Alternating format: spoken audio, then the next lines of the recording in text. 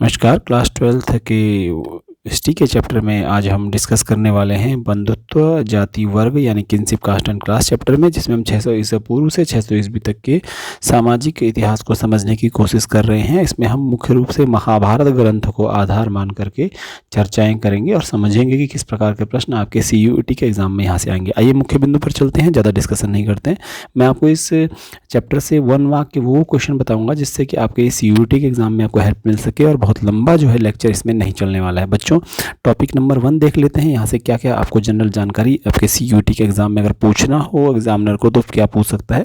सबसे पहले टॉपिक को देखिए, महाभारत का समालोचनात्मक संस्करण। यहाँ पर वर्ड आपको देखने को मिलेगा।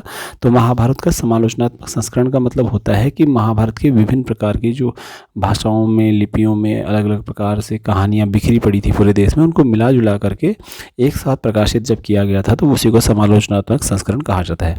तो बच्चों, महाभारत का समालोचनात्मक संस्करण तैयार करवाने का श्रेय भारत में किसको जाता है? तो महाभारत का समालोचनात्मक संस्करण तैयार करवाने का भारत में श्रेय जाता है प्रसिद्ध संस्कृत के विद्वान VS सुक्तांकर को। किसको जाता है? VS सुक्तांकर को, याद रख लीजिएगा। और ये VS सुक्तांकर जो है, इन्होंने अपनी इस परियोजना की शुरुआत 1919 में की थी, ठीक है।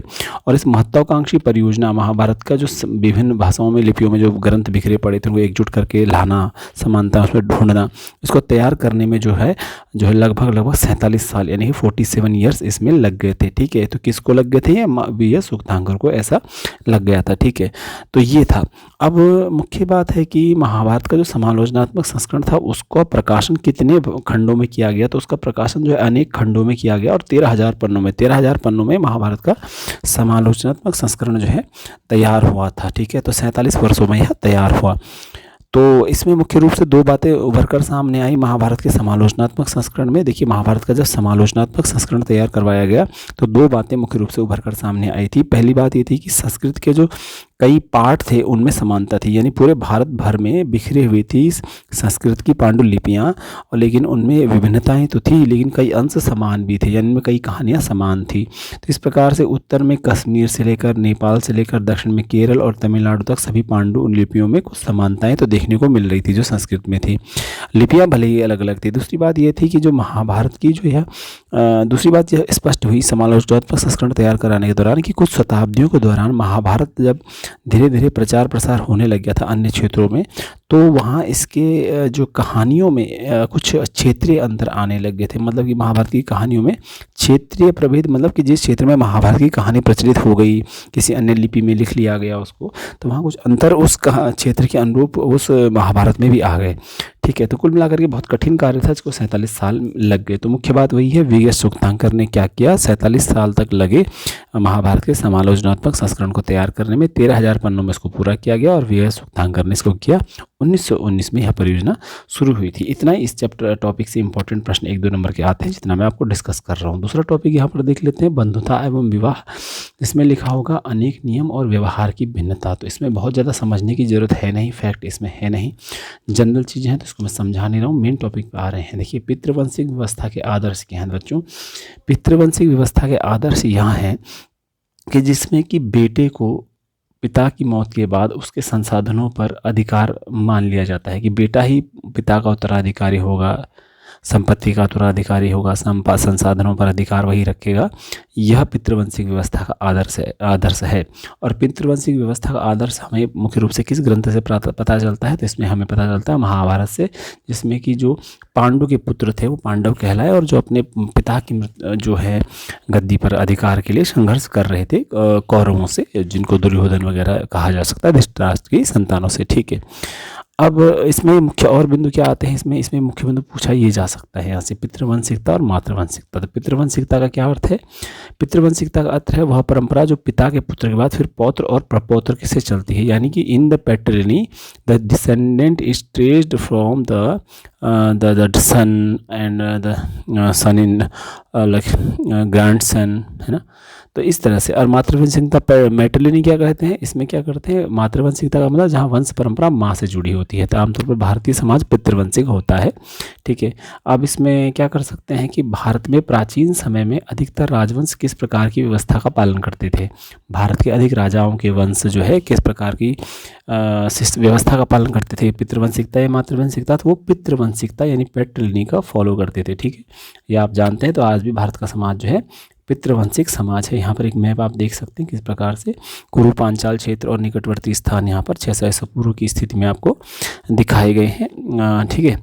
आगे चलते हैं यहाँ पर कि अब जनरली ये समझ लीजिए, अगर पितृवंशिकता में पुत्र जो है पिता की संपत्ति का उत्तराधिकारी होगा, लेकिन पुत्री को कोई उत्तराधिकार में संपत्ति में हिस्सा नहीं मिलेगा, और सबसे बड़े भाई को तो सबसे ज़्यादा हिस्सा मिलता था। दूसरी बात है, कभी कभी पुत्र ना हो तो एक भाई दूसरे का उत्तराधिकारी हो जाता था। जैसे हुआ क्या था, धृतराष्ट्र चूंकि अंधे थे मान लीजिए, तो धृतराष्ट्र योग्य नहीं थे इस तरह से राजा बनने के, तो पांडु को बना लिया गया, ठीक है।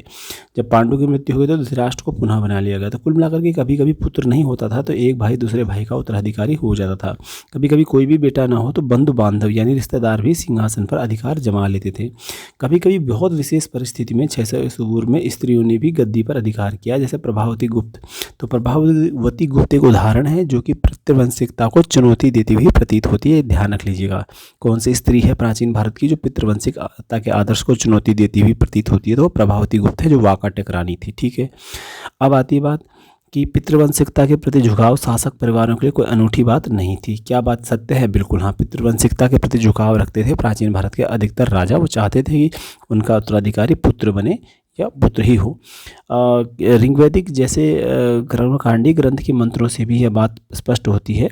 संभव है कि धनी वर्ग के पुरुष और ब्राह्मण ऐसा ही दृष्टिकोण रखते थे। कुल मिलाकर के किस कर्मकांडी ग्रंथ से यह पता चलता है कि कहीं ना कहीं पितृवंशिकता को फॉलो करने के लिए कहा गया। तो ऋग्वेद एक ग्रंथ है, हिंदुओं का पवित्र ग्रंथ है, जिसमें भी कहीं ना कहीं पितृवंशिकता को बढ़ावा देने की बातें कही गई हैं, और जिसमें उत्तम पुत्रों की जो है के लिए आह्वान करने की बात कही गई है। तो ये बात ध्यान रख लीजिएगा, ऋग्वेद एक ऐसा ग्रंथ है। अगले टॉपिक की ओर हम चलते हैं। यहाँ पर अगला टॉपिक आपको दिखाई देगा कि आदि पर्व किस महान ग्रंथ से संबंधित है। तो आदि पर्व जो है महाभारत का एक, महाभारत चूँकि 18 पर्वों में विभाजित है तो उनमें एक पर्व है आदि पर्व और भीष्म पर्व, इस तरह के नाम आते हैं, ठीक है। आगे हम चलते हैं इस वीडियो में, विवाह के नियमों की बात कर लेते हैं। एक इम्पोर्टेंट टॉपिक है कि महाभारत के समय में विवाह के क्या नियम थे, या प्राचीन भारत में विवाह के क्या नियम थे। तो पितृवंशिकता को बढ़ाने के लिए कौन जरूरी था? पुत्र महत्वपूर्ण था, लेकिन पुत्रियों को अलग नज़रिए से देखा जाता था। तो कैसे अलग नज़रिए से देखा जाता था? ध्यान दीजिएगा कि पिता के संसाधन पर, पिता की संपत्ति पर स्त्री का कोई अधिकार ही नहीं था। ये समझ लीजिए, पिता के संसाधनों पर स्त्री का कोई अधिकार नहीं होता था। दूसरी बात है, अपने गोत्र से बाहर उनका विवाह कर देना ही अपेक्षित था। यानी ये जरूरी था प्राचीन समय में कि किसी लड़की को उसकी शादी उसके अपने पिता के गोत्र से बाहर दूसरे गोत्र में करनी है, ठीक है। गोत्र का मतलब होता था एक विशेष प्रकार का एक व्यवस्था जिसे ब्राह्मणों ने बनाया था, जिनके अनुसार जो है प्रत्येक जो है व्यक्ति किसी न किसी ऋषि की संतान था, और उसके लिए उस ऋषि की संतान होने का नाम एक गोत्र से तय किया जाता था, ठीक है। खैर, तो जब गोत्र से बाहर विवाह किया जाए तो उसे बहिर्विवाह कहा जाता है, ठीक है। इसको एक्सोगेमी कहा जाता है। Exogamy means to marry outside the kinfolk, ठीक है, that is called the exogamy, ठीक है। और इसका तात्पर्य यह था कि ऊंची प्रतिष्ठा वाले परिवारों की कम उम्र की कन्याओं और स्त्रियों का जीवन बहुत सावधानी से नियमित किया। यानी कि प्राचीन भारत में जो ऊंची प्रतिष्ठा वाले परिवार थे वो उनकी जो बेटियों की शादी वो जल्दी कर देना सही समझते थे, ठीक है। सही समय पर सही व्यक्ति से शादी, जैसे आज भी भारतीय समाज में है। कन्यादान, विवाह में कन्या की भेंट पिता का महत्वपूर्ण धार्मिक कर्तव्य था। यानी कि क्या सत्य है कि प्राचीन भारत में कन्यादान पिता का महत्वपूर्ण धार्मिक कर्तव्य था? तो हाँ, प्राचीन भारत में यह बहुत महत्वपूर्ण धार्मिक कर्तव्य था पिता का कि वह कन्या का दान करे, डोनेशन ऑफ द डॉटर करे, और वह महत्वपूर्ण भेंट था, पवित्र कार्य था, ठीक है। यहाँ पर एक महत्वपूर्ण बिंदु राइट साइड में आपको दिखाई देगा, इसको देख लीजिए। विवाह के प्रकार इसमें लिखे हुए हैं। विवाह में लिखा है अंतर्विवाह यानी एंडोगेमी।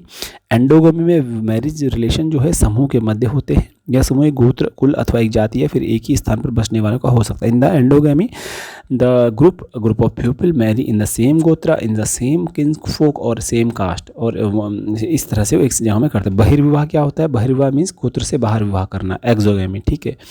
तो इस तरह से यहाँ पर बहुपत्नी विवाह, यहाँ पर एक वर्ड लिखा होगा गिनी।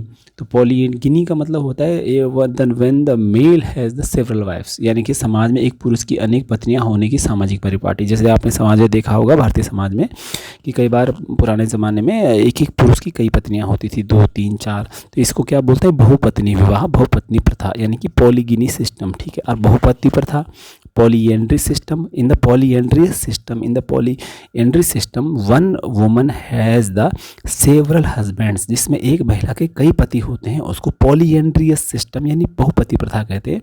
मुख्य रूप से बहुपति प्रथा आज भी हिमालयी क्षेत्र में प्रचलित है, जिसमें कि हिमाचल प्रदेश, उत्तराखंड, इन क्षेत्रों में कुछ जगहों पर बहुपति प्रथा प्रचलित है। और कहीं ना कहीं पहले यह प्रथा कुछ समय तक, या अभी भी शायद मध्य एशिया की कुछ जनजातियों में प्रचलित है, ठीक है। तो इस प्रकार से आप बहुपति प्रथा, बहुपत्नी प्रथा, बहिर्विवाह और अंतर्विवाह को याद कर लीजिएगा। मैं टर्म्स फिर से बता रहा हूँ। बहुपति यानी कि पॉलीएंड्री, बहुपत्नी यानी कि पॉलीगिनी, बहिर्विवाह यानी एक्सोगैमी, और अंतर्विवाह यानी कि एंडोगैमी। ध्यान रख लीजिएगा, एक्सोगैमी, ठीक है।